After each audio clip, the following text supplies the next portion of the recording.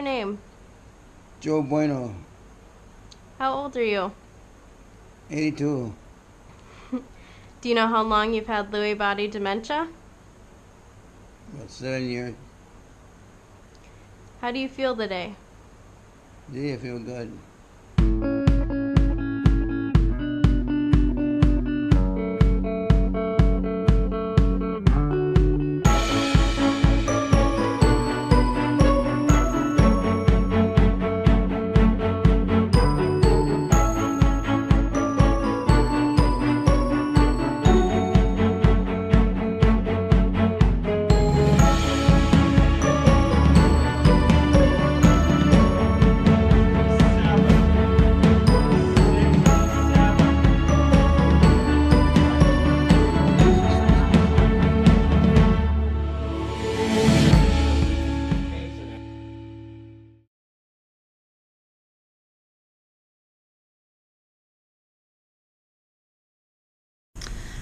Alzheimer's dementia is, according to Mayo Clinic, is a chronic neurodegenerative disease, and it's one of the most common causes of dementia. And dementia is more of a broader term, and it's a group of brain disorders that causes loss of intellectual and social skills as well as memory loss.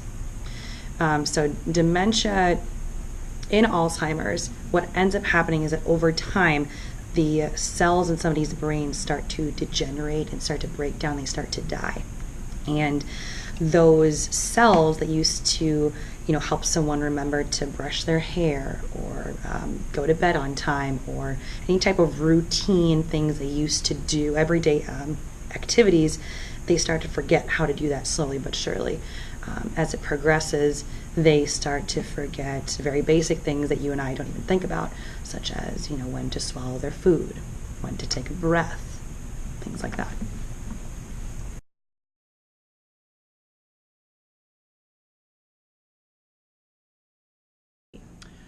Lewy body dementia is also a degenerative disease, and it affects function more so than memory initially. If you compare, however, Alzheimer's and Lewy body, one of the big problems with that disease is that Lewy body disease not only affects function more rapidly, it affects memory at the same time. Whereas Alzheimer's takes away memory and then in time starts to take away function. Another discernible difference between Lewy body disease and Alzheimer's disease is people with Lewy body dementia have robust behaviors, they have robust hallucinations, and they're very vivid hallucinations in Lewy body dementia compared to Alzheimer's. Now, people with Alzheimer's can still hallucinate, they can even get delusional, but it's not nearly as robust or realistic. It's so realistic, in fact, with Lewy body disease that sometimes the person who's getting the information is drawn into it. They believe it. That's how realistic it can be. But that's probably the most discernible fact. So one is a disease of memory followed by function, that would be Alzheimer's, versus diseases of Lewy body, which is a disease of memory and function concomitantly. Darling, you send me, I know you send me, darling, you send me, honest you do, honest you do, honest you do, whoa, you thrill me. Oh my goodness. I know you.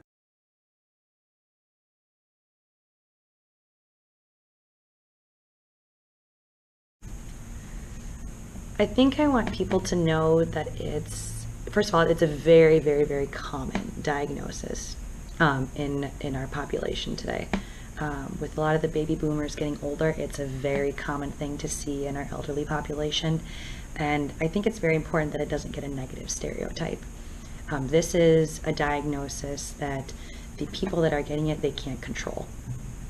It's like I said before, it's an imbalance in the brain, and once it starts to happen, the best thing that we can do is manage it and work with them from a medical standpoint. But it's something that they don't have any control over, and that's very hard for most people to accept and for most people to digest and come to terms with. I think the other big thing to remember is it's not just that person that's dealing with the diagnosis, it's their family too. their family that sees them every single day, that knows them as a certain person, that acts a certain way, that does these certain things all the time. They have this routine. And when they start to see their loved one change quite a bit, it can scare them a lot. It can make them very nervous, very cautious, and very emotional, because they want to be there for their loved one, but they also can feel like at times that there's not a whole lot that they can do. So in my role, it's very important for me that I am physically and emotionally and mentally there for them, that I'm available to them to talk to. If they just want to sit in my office and talk to me, if they want to call me and say, you know what, I visited mom today and I just don't know how to talk to her, I don't know if I should keep coming. It's important to me that I make time to talk to them and say, you know what, you should see mom. You should spend time with mom, you should talk to her just like you normally do. Mom's still in there. You know, as time progresses and say someone isn't verbal anymore because the dementia is pretty progressive, even when that happens, that person is still there. They can still hear you. They still care about you the same way as they did before. So I think it's really important that society knows that just because that person has that diagnosis, we need to treat them with the exact same respect that you would treat anybody else. Working with clients with Alzheimer's dementia is a true blessing and a gift, and I am thankful for every single day that I do my job. And I remember that every single day is different, because every single day for them is very new. They may not remember what they did yesterday. They may not remember what they did an hour ago. They may only remember, a week from now. So to make sure that every single day is a fresh slate, is a new page for them, and that's how we present ourselves to them, that's very important for us to be able to show them that we're giving them as much independence as they can have and empowering them to be their own person for as long as they can be. I think the most important thing to understand about this disease is that it is a disease. It's a pathology. It's not normal to forget when you get older. It's normal to take a longer time to answer questions. It's normal to have a heck of a time finding out where you've stored things in your head. Those are normal processes that occur with aging.